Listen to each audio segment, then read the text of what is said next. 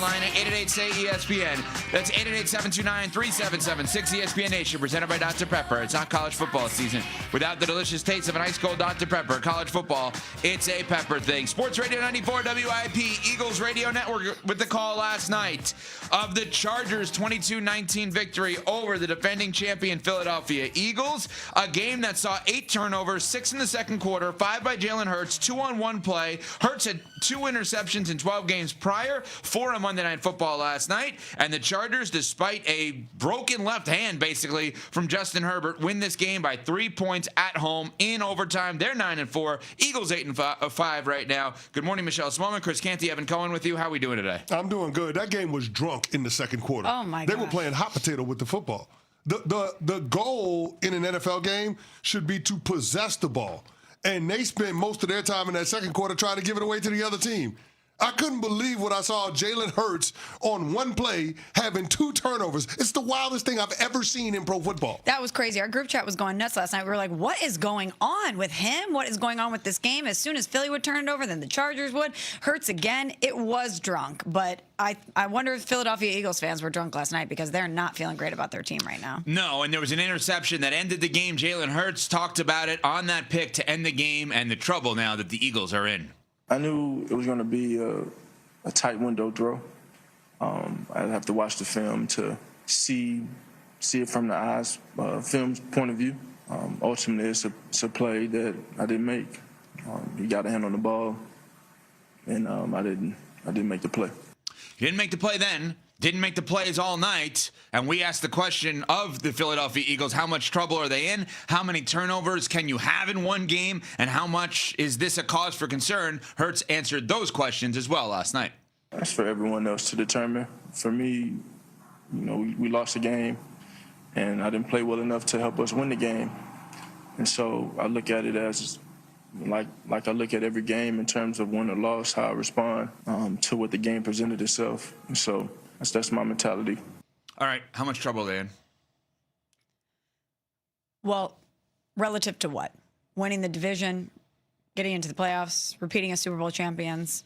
He said that's for everyone else to determine. We're the everyone else. You can determine that. So I'm not overly concerned about their chances of hanging on to the division. I mean, the remaining schedule is very favorable. You have the Raiders next, then the Commanders. You have to go to Buffalo on the 29th. That one will be tough. But then you close out the season with the Commanders again. At best, you should be 3-1 to close out the season. So, and the Cowboys have the Vikings, the Chargers, the Commanders, and the Giants. So maybe they could make a push too, but I think that the Eagles will be okay to close out the season. Now, their chances of repeating as champions with the issues that they have on the offensive side of the ball and the issues that the team has holistically, that's a different conversation. Yeah, the quarterback is not seeing it the way that he needs to in order for the offense to take off. Now, a part of that is the sequencing, the play calling, Kevin Patullo, Nick Sirianni. They didn't cover themselves in glory. I don't understand why you have the ball in the low red zone in a situation where you can get a touchdown at the end of the game and you decide that you're going to throw the ball as opposed to running the football with Saquon Barkley. It made no sense to me on first down to put the ball in the air when you've been getting productivity from your offensive line, from your running game. So there is that to say. But outside of that interception on the dig route to A.J. Brown early in the fourth quarter, all of them turnovers were on Jalen Hurts.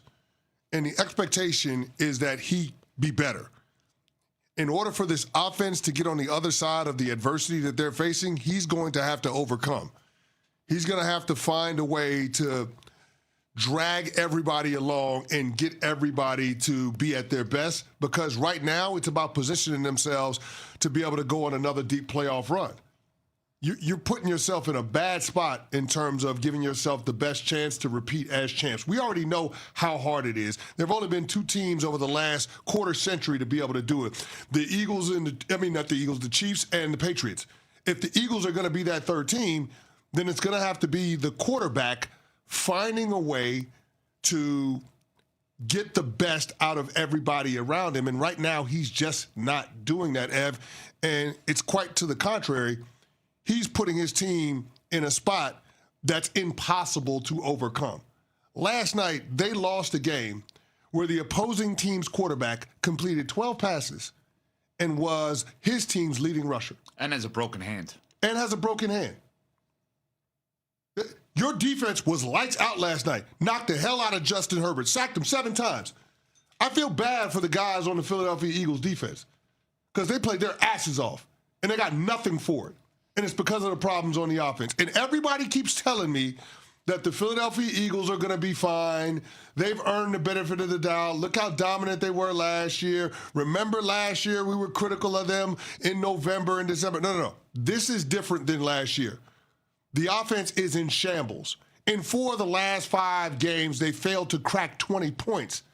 And in the one game where they did score north of 20, they got 21 points in a loss to the Dallas Cowboys. That was when the offense collapsed and didn't score in the second half. The offense is a problem. The offense is an impediment to this team being able to repeat as champs. And the offense is not going to get right until the quarterback gets right. I think that we have to acknowledge one thing, though. I think when the Eagles' offense looks wrong is when they're right. Every complaint by A.J. Brown was probably correct based on the way the offense looked. But that's how they win. When they looked wrong, they were right. And now when they're trying to look right, they go wrong. When they go to, I want to be very clear. I am not blaming A.J. Brown. Let me say it again. I am not blaming A.J. Brown. Where I'm going is actually blaming the head coach, who I have been very supportive of, and Nick Sirianni. When you try to make Jalen Hurts into something he is not, it's going to go wrong. When the offense looks boring, when you win a 10-7 game against your Packers, when you win 16-9 against the Lions like they did, when it's slow, when it's methodical, when every drive ends in a kick because he is risk averse and he's fine on a 3 and out, is actually where this team has gone right. Every time the offense looks bad previously is when they have actually won games. They're trying to be something they're not now. And I put that not on A.J. Brown. I put that on the head coach and Nick Sirianni and the offensive coordinator Kevin Patullo, because what you found was your boring offense that didn't look as good as last year still produced wins. And now you're losing. Now you're trying to do things that is not you. You're actually playing out of character, and it's losing games for you. Okay, you're right. They were winning games despite the internal complaints and despite it not looking explosive in any way. But is that offense or that style of winning suitable for the playoffs? Is that the type of offensive approach that can win you another Super Bowl? Let me ask you this in return. Is this offensive approach suitable to get to the playoffs? Fair counter. I'm okay losing in the playoffs. I'm not okay not making the playoffs. So you think there's a chance that they could not make the playoffs? No, what I'm saying is if they played this way to start the season, they're not a playoff team. Oh, no obviously. doubt. No doubt. If they play the way that I'm suggesting, which is every game us saying, why didn't they go to A.J. Brown more? They're going to make the playoffs. Do you know, and again, I know Nuno thinks that I'm doing this backhanded A.J. Brown shot. I swear to God I'm not. And part of the reason I'm not is because I think he's going to be on the Patriots. But anyway, so here's the thing. You're getting ahead of it. Yeah, statistically, okay? In games where A.J. Brown has 5 or less receptions, they're 5-1. Wow. In games where he has more than 5 receptions, they're 2-4. In games he doesn't play, they're 1-0. It is not A.J. Brown's fault. It's the coach's fault that he's looking at this offense thinking that Jalen Hurts should do something that he's not good at. And that is forcing the ball to A.J. Brown. He's not good at that. Again, this is not A.J. Brown's fault. This is Sirianni's fault. But it's more than that. You have, their kicker missing kicks. Jake Elliott has missed 3 field goal attempts and an extra point attempt over the past 3 games. Saquon got going last night, but he certainly hasn't been as productive this year. It's more than just that. There's a lot of issues here. Yeah, and I mean, 2 of the 4 interceptions, Jalen Hurts was targeting A.J. Brown. The other 2, he was targeting other wide receivers. So, I mean, I don't know that it's fair to pin it all on A.J. Brown wanting to get more touches and wanting to help his team impact winning. But I look at Jalen Hurts as a quarterback that can be a tractor, meaning he can drag everybody along with him. I look at him as a quarterback that is a force multiplier. Based on what's happening with this offense, based on the turnovers that we saw last night, if this thing continues to trend in the direction that it's going, I'm going to be forced to reconsider my position. Coming into this year, after what he showed me last year, I said Jalen Hurts is a top 5 quarterback and not 5. Yeah, he's playing his way out of that. If it continues to slide the way that it has, if he continues to look the way that he has, then all of a sudden we have to have a different conversation. This is pay you $50 million a year to be able to help your team overcome, to be the catalyst, to be the reason why guys can have faith that the things will get fixed, the issues that have been going on. To step up and be vocal and hold people accountable. Sometimes doing it in private is not enough. Sometimes you got to shame folks into doing the right thing. And whether that's the coaching staff, whether that's the guys in the locker room, whatever it is, this is clearly a leadership moment for Jalen Hurts. And we're begging to see the kind of leadership that he displayed last year, because we know when he's at his best, this Eagles team, this Eagles offense is really fun to watch. Now, the head coach has got to help him.